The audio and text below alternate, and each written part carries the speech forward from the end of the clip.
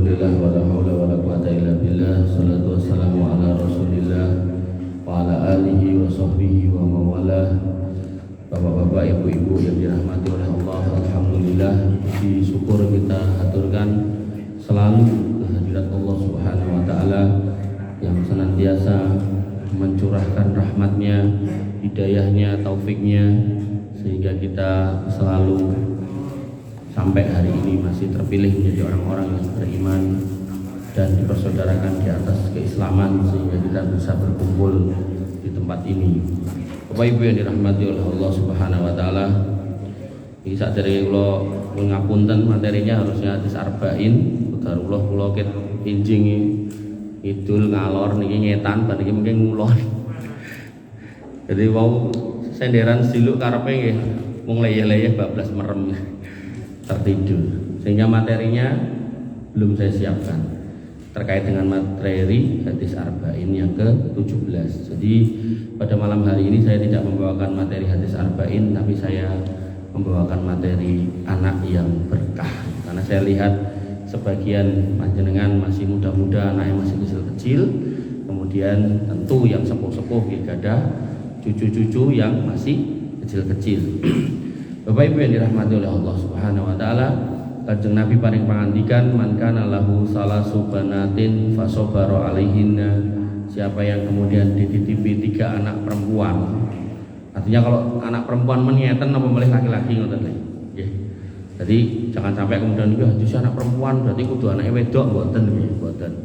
Jadi ketika Nabi mengatakan anak perempuan, karena pada waktu itu orang tuh alergi sama anak perempuan. Sampai anak wedok niku bojone niku nek bobot pun gede niku pun dicepake joglangan. Mergo mengke nek medale wedok isin. Dadi nek begitu metu wedok cemplunge kubur urip-urip zaman dulu. Makanya sehingga dibahasakan anak perempuan ngoten nggih. Harapannya agar orang itu jangan alergi sama perempuan, sehingga nek ngopeni perempuan digeki ganjaran ngeten napa mulih laki-laki ngoten nggih. Jadi alur logika berpikirnya ngoten niku. Jadi jangan sampai kita termasuk orang-orang yang dohiriyah itu. Tulisannya perempuan terus nek anake wedok anu lanang berarti ra entuk ganjaran mboten nggih. Man kana lahu salasu banatin, sapa wong sing dititipi karo Gusti Allah anak wedok 3, fasobaro alaihina, sabar ngurusi, karena yang namanya anak perempuan kalih anak lanang niku benten. Anak lanang nakal selentik ceter ngono pun meneng, nek wedok disentik malah mletre. Malah mureng, malah jundet. Sabar nggih Pak, Bu, kalau punya anak perempuan sabar. Karena anak perempuan itu tercipta dari tulang rusuk yang bengkok. Dipaksakan gendang lurus, ceklek, dijarke tambah melengkung, tambah bengkok gitu kan. Maka harus sabar. Nek anak perempuan ngoten ya mboke sisan berarti gitu. Jadi jangan terus ki anake tok, kowe mboke yo kudu tak kerasi mboten nggih sami mawon gitu. Nah, kemudian wa'at amuhunna, sabar. Kemudian dikasih makan, dicarikan nafkah. Tentu yang halal dan thayyib. Kemudian wasaqahuna, dikasih minum. Tentu juga yang halal dan thayyib. Ada wong tuwa anake dicekoki banyu gendeng nggih enten. Anake dicekoki barang-barang haram nggih enten. Wa kasahuna, dan anaknya juga ditutup auratnya. Niki do perawan-perawan ning dalan ra katokan gitu kan. Kok ngerti Mas gitu kan. Lah kangge rokok gitu. Roket cendak gitu. Ya Allah gitu. Mosok kita mau merem ya, susah atau enggak? Mungkin kita merem tau mungkin malah nabrak. Makanya hari ini tuh benar-benar dikatakan sama Nabi itu akhir zaman tuh akan ada satu kondisi itu jenengan megang agama tuh wis koyo nyekel mawa digenggam ngono. Dicekel ya panas, gak dicekel ya ki agama gitu kan. Makanya ketika agama merintahkan menundukkan pandangan, bukan berarti terus kita ya kok nunduk terus-terusan loh jenenge ning dalan gitu kan, pakai motor mobil ya tetap harus melihat jalan gitu kan. Akhirnya gitu salib kali cawe wedok niku wau mboten katokan niku wau gitu. Nah, nanti bapaknya yang ditanya. Padahal Nabi mengatakan nek dititipi telu, dikei mangan sing halal thayyib, minum yang halal dan thayyib, dikasih pakaian yang menutup aurat, min jidatihi, yang kemudian ya dia akan menutupi badannya, maka dikatakan oleh Nabi SAW, kunna lahu hijaban minan nar yaumal qiyamah. Anak-anak ingkang jenengan strateni, jenengan uripi jenengan uri-uri kajenge gede dadi wong tama niku mengkene nganti berhasil sesuai kaidah-kaidah agama, kata Nabi SAW akan menjadi penghalang bagi orang tuanya dari api neraka pada hari kiamat. Niku hikmah yang pertama. Artinya kalau berhasil menjaga dalam kondisi hidup, mereka kemudian akan menjadi penghalang neraka bagi orang tuanya. Niku anak yang berkah. Tapi anak sing boten berkah niku urip marai mumet gitu kan, delalah mati ruwet gitu kan. Terus wis ngoten niku lah. Sampai enten wong tuwa sing megah ketemu bocahe, bahkan saking wegahe sampai pilih mati dhisik timbang dadak mati kancani bocah niku gitu.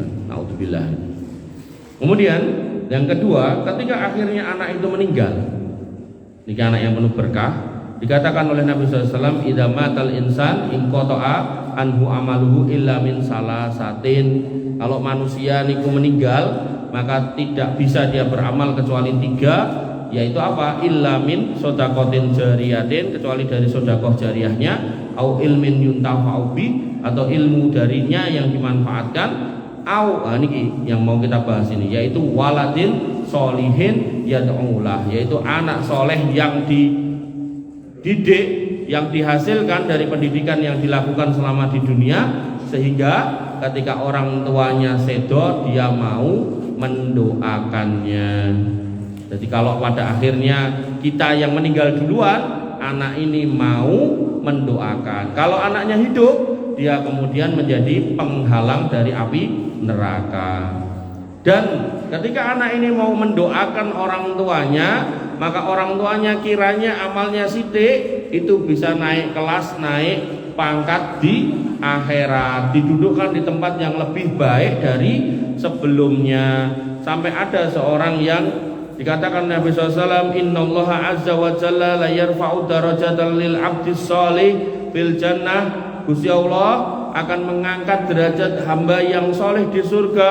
Fayaqul, dan dia pun berkata, artinya derajatnya sakjane mboten ten mriko ning ten mriki ning tunggahke munggah diunjukke gitu kan. Dia bertanya, ya Rabbi, wahai Gusti Allah, ya Allah, Tuhan saya, Rabb saya, anni lihadi, kok saged mekaten wonten menapa kula niku nglampahi napa, wong nek kula kira-kira jane kelas kula niku mriki kok dugi mriko kan wonten.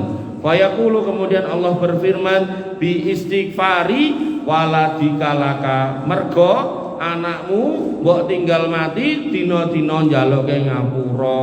Sehingga anak yang penuh berkah adalah anak yang paham kalau bapaknya mati itu boten mung diucit-ucit warisane, diucek-ucek tinggalane, tapi ya didongake. Soal tinggalan warisan ya hak ahli waris memang iya, tapi jangan sampai ya anak yang lupa kalau bapaknya harus didoakan. Jadi saya bawa pimpinan saya dari TPA Putri Cempo itu ke kantor balai kota ini, kalau nyupiri gitu. Dia tanya gitu, Mas mau tanya, iya Pak. Katanya dalam Islam tuh kalau orang tua kita belum haji, anaknya harus membadalkan.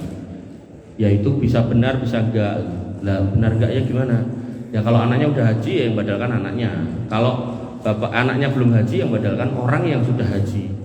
Nah terus duitnya siapa? Dipotongkan dari warisan yang ada. Ini yang banyak orang nggak tahu. Jadi kalau bapak ini nggak sah, kok udah didom roto.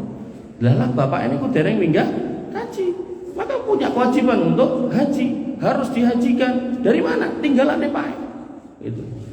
Nah, anak saat ini kayak ngoten niku, kayak ngoten kudu ngajekke, piro bayare 300 juta ben rasah. Tapi kalau anak yang penuh berkah, anak yang paham apa yang menjadi hak orang tua, apa yang menjadi kewajiban seorang anak, wis rapopo aku ra kumanan. Insyaallah aku dijoli karo Gusti Allah. Bismillah tak golekke wong sing badalke haji ning atos-atos, mengke enten piyai niku badalke haji sekali musim niku nganti 20 ngoten niku klentu. Jadi badal haji itu satu orang satu. Nah, jadi kalau emang ada yang berangkat atau jenengan tepang piyai ten mriko, mangke iditnya tak idit kowe 50 juta badalno bapakku haji. Ngoten, piyai tunggal satu, enggak boleh kemudian lebih dari itu. Dan itu satu musim dalam satu tahun sekali tok to niku. Nah, mau terus dhek gawe sertifikat nganti 10 difoto si A, si B, si C. Nah, murah meneh. Wong siji mung 2 yuta napa 5 yuta. Nah niku wis kena hapus-hapus golek-golek duit. Wong dhek maine berarti kan 5 ping kan wonten nek karepe kan. Niku klentu nggih. Bapak Ibu yang dirahmati oleh Allah Subhanahu wa taala. Nah, kemudian anak itu adalah karunia terbaik ketika dididik dengan baik. Nabi SAW bersabda, "Manahila walidun waladahu afdalu min adabil hasan." Pemberian yang utama dari orang tua kepada anaknya adalah pendidikan yang baik. Dan kemudian kita harus mendefinisikan ulang kalau kesuksesan itu bukan soal dunia tapi soal akhirat, sebagaimana dikatakan oleh Allah Subhanahu wa taala, "Faman zuhziha 'anil nar wa udkhilal jannah faqad faz." Kalau kita bisa pastikan anak ternyata masuk kita, selamat dari neraka dan masuk surga, itu orang sukses. Soal kemudian di dunia mung dadi bakul telo, mung dadi bakul kerupuk, boten napa-napa. Tinimbang kemudian sekolah dhuwur gelare dawa dadi pejabat tapi kemudian boten salat. Ampun. Ya syukur-syukur jadi orang yang utama di hadapan manusia, jadi dokter spesialis, profesor, doktor gitu kan. Tapi nggih salat, Masya Allah niku luar biasa orang tuanya kalau kayak gitu. Saya setuju. Tapi kalau harus memilih, maka pastikan pilihan akhirat di depan. Makanya Allah mengatakan, waqtagi fima atakallahu darul akhirah wala tansa nasibaka minad dunya. Dunia ini di belakang. Silakan kamu cari dari kurnia Allah untuk kemudian diperjuangkan untuk menjadi modal ke akhirat. Neng, jangan lupa hidupmu di dunia juga harus ditata. Ngoten. Kemudian ketika kita berdoa, Rabbana atina fid dunya hasanah, sekali dunianya. Wa fil akhirati hasanah wa qina adzabannar, akhirat 2 kali. Sehingga orang yang paham benar dengan desain ini, maka silakan mengejar dunia, tapi bukan dunia yang dikejar habis-habisan sampai waktu dan tenaga dan pikirannya sampai entek. Bahkan ada yang stres karena dunia, gila karena dunia. Tapi yang benar adalah kata Allah Subhanahu wa taala, rijalun la tulhihim tijaratu wala bai'un an dzikrillah. Laki-laki yang dia sukses berdagang, berniaga, berbisnis, berusaha, menjadi profesional di bidangnya, ning ralali marang Gusti Allah. Ndak lupa untuk zikir, ndak lupa untuk wirid, ndak lupa untuk ngaji, ndak lupa untuk sholat, ndak lupa kalau dia adalah hamba Allah. Sampai ulama mengatakan umpama bakul, dia ingat kalau Islam itu enggak boleh berbuat curang, maka dia sebagai bakul enggak akan mencurangi timbangan. Umpama pegawai, pejabat, karena Islam melarang korupsi, maka sebagai pegawai dan pejabat dia paham kalau itu amanat, maka dia enggak akan korupsi, dan seterusnya dan seterusnya. Itulah orang yang sukses, bisa mendesain urusan dunianya sinkron, tidak menjadi beban di akhirat, tapi malah meringankan akhiratnya. Bapak Ibu yang dirahmati oleh Allah Subhanahu wa taala, kalau pada akhirnya anak yang penuh berkah ini meninggal, jadi kalau tadi bapak yang meninggal dulu atau ibu nah sekarang anak kata Nabi SAW, idza mata wulidal abd waladal abdu, kalau kemudian anak seorang hamba itu mati, qala Allahu lil malaikah, Allah berkata kepada malaikat, qabattum walada abdi, nyawane anak ke hambaku ini mbok cabut mau to. Fayaqulun, malaikat mengatakan jih, na'am. Fayaqulu, kemudian Allah berfirman, qabattum samarata fuadi, mbok cabut itu pelita hatinya, pelipur matanya, anak yang membahagiakan pandangannya mbok cabut gitu kan. Kata para malaikat, fayaqulun na'am jih gitu. Fayaqul, kemudian Allah berfirman, madza qala abdi, pas mbok dudut nyawane mau hambaku ngomong apa? Fayaqulun, kemudian malaikat menjawab, hamadaka wastarja'a, mereka memujimu, Allahu Akbar itu kan. Hamidaka wastarja'a, mereka menyanjungmu, mengagungkan namamu, Allahu Akbar. Kemudian istirja, inna lillahi wa inna ilaihi rajiun. Fayaqulullah, kemudian Allah Ta'ala berfirman, memerintahkan malaikat, yaitu apa? Abnu li abdi baitan fil jannah wa sammuhu baital hamdi, gawekno istana dinggo hambaku kuwi mau sing wis ditinggal anake ikhlas mati, ora gersula ora muni-muni, gawekno istana jenengno istanae kuwi baitul hamdi, yaitu istana pujian, rumah pujian. Bapak Ibu yang dirahmati oleh Allah Subhanahu wa taala, Nabi kemudian bersabda pada hadis yang lain, la yamutu li muslimin salah satun minal waladi fayalijun nar illa tahillatal qasami. Jika ada seorang muslim yang anaknya 3 orang meninggal, maka dia tidak akan masuk neraka kecuali karena membenarkan sumpah. Artinya anak yang meninggal dari orang tua yang solih dan anaknya anak yang solih, maka menjadi hijab bagi orang tuanya untuk masuk neraka. Jadi enaknya punya anak berkah itu ngoten. Diupeni urip soleh, dia kemudian menjadi penghalang dari api neraka. Kemudian kok akhirnya hidup kita duluan yang meninggal, dia mendoakan kita agar selamat dari api neraka, masuk surga, ditinggalkan derajatnya. Kalau kemudian akhirnya dia dulu yang mati, maka dia yang kemudian akan menjadi penjamin kita selamat dari api neraka. Bahkan dalam hadis yang lain Nabi SAW mengatakan, ma minan nas min muslimin yutawaffa lahu salasun lam yablughul hinsa. Tidaklah seorang muslim ditinggal mati anaknya yang belum balik 3 orang, illa adkhalahullahu jannata bi fadli rahmatihi iyyahum. Maka orang tuanya akan dimasukkan surga sebagai hadiah rahmat dari Allah karena dia ikhlas menerima kematian anaknya. Dan ini juga berlaku kepada mereka yang ditinggal mati anaknya masih dalam bentuk kandungan janin. Tadi hinsa itu berarti balik. Jadi sebelum baliknya anak itu rata-rata 13, 14, 15 sebelum niku. Tapi ternyata dalam hadis yang lain Nabi SAW bersabda, walladzi nafsi biyadihi, demi Allah yang menggenggam jiwa Muhammad, innas sikta la yajurru ummahu bisararihi ilal jannati idas tahasabathu. Maka seorang janin yang gugur dari perut seorang ibu, dia akan menarik simboknya ke surga dengan ari-arinya, dengan catatan simboknya menerima kematian putranya itu dengan sabar. Niku kuncinya, sabar. Sampai kemudian ada sebuah hadis yang luar biasa dikatakan oleh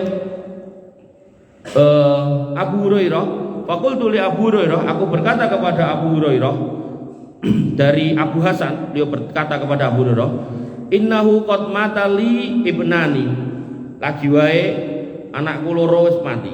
Fama anta muhdasi an Rasulillah sallallahu alaihi wasallam bi hadisin tatayyubu bihi anfusana an mautana. Mbok yao sampai no hadis dari Nabi SAW babakan anak sing mati, sing iso tak nggo ngibur awakku iki lho karo bojoku iki lho, tentang meninggalnya anakku yang 2 ini. Qala, kata Abu Hurairah, na'am. Oke, gitu kan. Kemudian beliau mengatakan, qala, Nabi SAW bersabda, sigharuhum da'ami sol jannah yatalaqqa ahadahum abahu.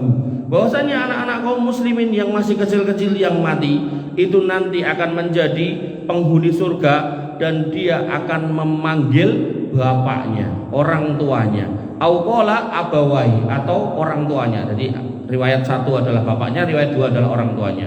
Fayakhudha bisaubihi, kemudian dia akan memegang baju si bapak itu. Seperti si anak itu seperti aku memegang bajumu ini. Jadi prakteknya. Jadi Abu Hurairah mempraktekkan kepada si Abu Hasan, dicekel ini. Ya. Kemudian layan tahi hatta yadkhulahu wa abahul jannah. Dan anak itu enggak akan melepaskan cekelan ini ten bapak ini sampai dia iso nggeret bapake kali simboke nyemplung surga. Ini menunjukkan bahwasanya dalam Islam ya, wabil khusus ketika panjenengan menjadi orang tua, itu ada sebuah keberkahan yang sangat luar biasa ketika panjenengan punya anak yang kemudian jenengan bisa menghayati bagaimana perjuangan peluh tetes keringat jenengan yus ngono kaya nganggo emosi segala macam, itu kepada putranya, tapi dalam rangka kebaikannya itu lebih baik daripada jenengan ngenengke pada akhirnya meletre melipir-melipir ning dalan-dalan yang salah, di gang-gang yang bengkok, yang akhirnya kita justru akan bertanggung jawab di akhirat, ditanya oleh Allah Subhanahu wa taala, kenapa putra kita enggak sholat, kenapa putra kita begini dan begitu dan begitu. Maka orang tua yang masih paham tentang kewajiban ini, dia akan berjuang, karena nek dia sampai berhasil anak yang sholih, maka dia akan mendapatkan pahala dari Allah yang sangat besar, diselamatkan dari api neraka. Kalau akhirnya meninggal duluan, anak ini pun akan mendoakan kita. Kalaupun dia meninggal duluan, dia pun menjadi garansi buat kita. Bapak Ibu yang dirahmati oleh Allah Subhanahu wa taala, akan tetapi nih. Nabi sallallahu alaihi wasallam mengandika kullu gulamin murtahanun bi aqiqatihi.